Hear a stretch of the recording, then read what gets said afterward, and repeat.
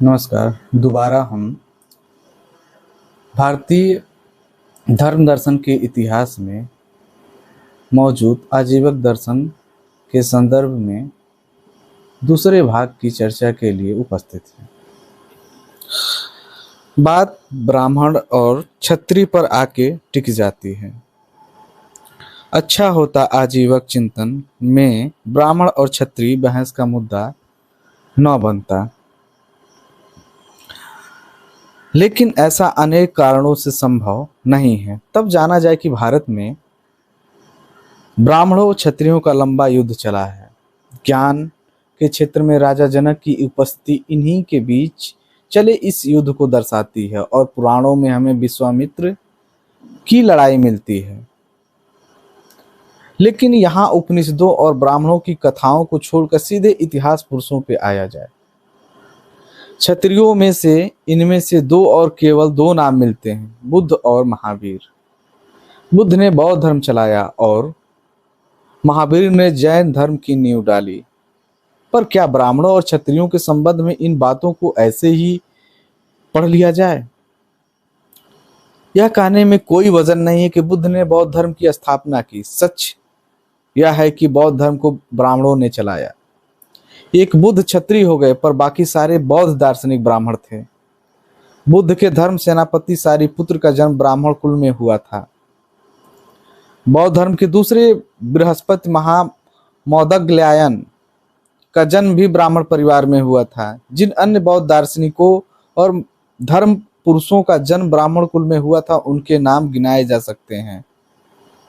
महाकश्यप, मोगल्लिपुत्र, तिस, नागसेन, अश्वघोष, नागार्जुन, आर्यदेव, बुद्धयश, बुद्धघोष, असंग, वसुबंधु, दिग्नाग, परमार्थ, धर्मकीर्ति, शांतिरक्षित ये ब्राह्मण न हो गए। बौद्ध धर्म में ब्राह्मणों की फौज खड़ी हो गई, जिन्होंने बौद्ध धर्म पर भीतर से कब्जा कर रखा है। ऐसे ही महावीर एक क्षत्रिय हो गए और उनके बाकी सारे शिष्य कौन थे? उनके 11 शिष्य थे। उन्हें गणधर कहा जाता है। आश्चर्य यह है कि वे सारे के सारे ब्राह्मण थे। उनके नाम इस प्रकार हैं: इंद्रभूति गौतम, अग्निभूत, वायुभूति, सुचिदत्त, सुधर्म, मांडव्य, मौर्यपुत्र, अकंपन, अचल, मेदार्य, अंतिम प्रभास। एक क्षत्रिय और 11 ब्राह्मणों का घेरा कैसे निकला जाए? जो पूर्व और अंग के रूप में आगम साहित्य तैयार किया गया, वह महावीर ने नहीं किया, बल्कि ब्राह्मणों ने तैयार किया है। वर्ण व्यवस्था पर चारों प्राचीन भारतीय धर्मों, ब्राह्मण धर्म, बौद्ध धर्म, जैन धर्म और आजीवक धर्म का क्या कहना है? ब्राह्मण धर्म का कहना है कि ब्राह्मण की उत्पत्ति पुरुष के मुख से, क्षत्रिय की भुजाओं से, वैश्य की उदर से और शूद्र की पैरों से हुई है। उच्चता और निम्नता के हिसाब से वर्ण क्रम इस प्रकार बनता है: ब्राह्मण, क्षत्रिय, वैश्य और शूद्र। बौद्ध धर्म में इस वर्ण व्यवस्था में क्या फर्क पड़ा? उसमें केवल ऊपर के दो वर्णों का क्रम बदला, बाकी ज्यों का त्यों है।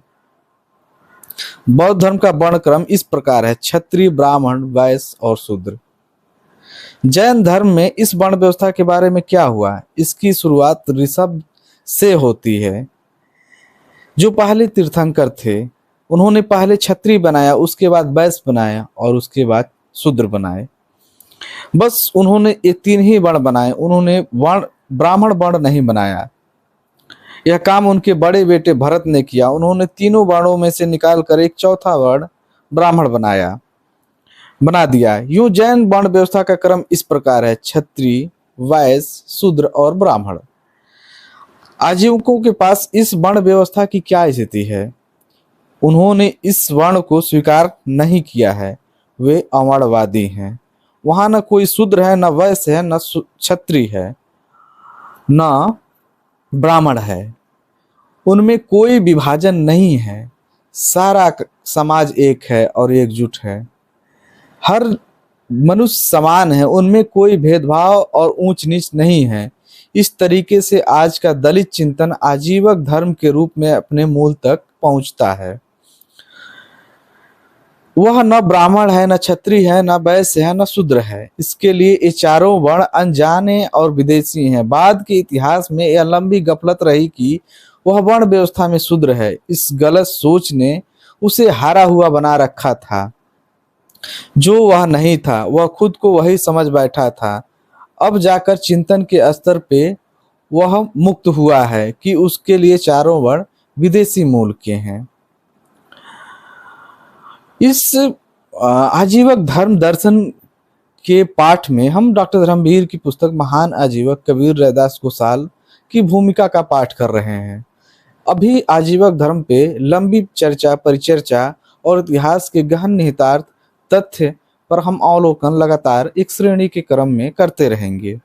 इस चैनल के माध्यम से धर्म दर्शन इतिहास से संबंधित भारतीय समाज व्यवस्थाओं पर दृष्टिपात किया जाएगा। डॉक्टर धर्मवीर आगे लिखते हैं, ब्राह्मण धर्म में ब्राह्मणों की भरमार होने से ब्राह्मण की स्थिति समझ में आती है। वहां वह वर्चस्ववान, पूजनीय, भूदेव और अदंडनीय है। लेकिन पता चलता है कि बौद्धों के धम्म पद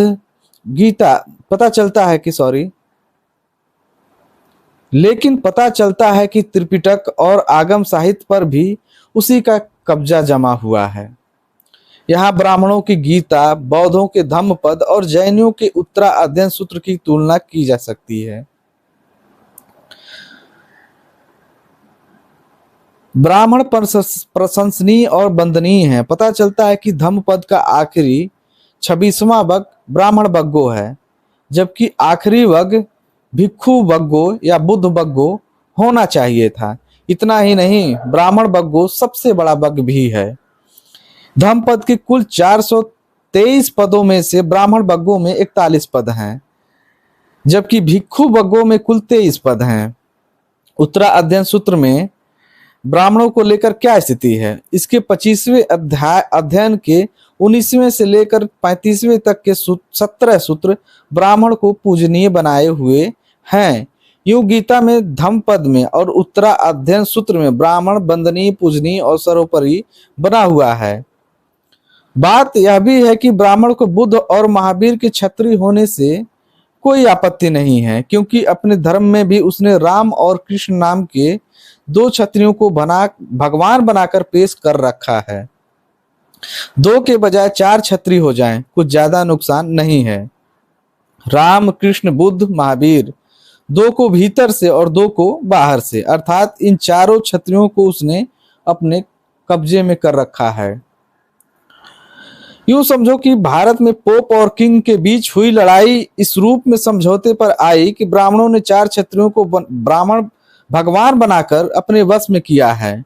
बुद्ध को लेकर त्रिपिटक ब्राह्मणों ने लिखा, महावीर को लेकर आगम ग्रंथ ब्राह्मणों ने लिखे, राम को लेकर रामायण ब्राह्मणों ने लिखी और कृष्ण को लेकर महाभारत ब्राह्मणों ने लिखी। इन चारों लिखतों में स्वयं क्षत्रियों का कोई योगदान नहीं है। कहना यह है कि आजीवक लोगों ने धर्म और कर्म के शब्दों को लौकिक बना कर लिया है। उत्तर भारत के लिए भी यह विदेशी शब्द है। आजीवकों ने इनके तद्भव बनाकर इन्हें स्वीकार किया है। धर्म को धाम और कर्म को काम बनाया है। वे आज भी आपस में बात करते हुए एक दूसरे से पूछते हैं, तुम्हारा काम धाम कैसे चल रहा है? धर्म का अर्थ कुछ भी लिया जाए, पर इससे पुनर्जन्म के होने की गंध भी नहीं आती। आजीवकों के पास पुनर्जन्म नहीं है, बल्कि पूर्वज और संतान है। संसार में पूर्व जन्म और पुनर्जन्म का कोई क्रम नहीं चल रहा है, बल्कि पूर्वज और संतान का क्रम चल रहा है। भारत के धार्मिक दार्शनिक संदर्भ में आजीवकों की यह विशेष खोज है और दृष्टि है। पुनर्जन्म नहीं, संतान, यही आजीवक का घोषित नारा है। आज की बातचीत यहीं समाप्त की जाती है।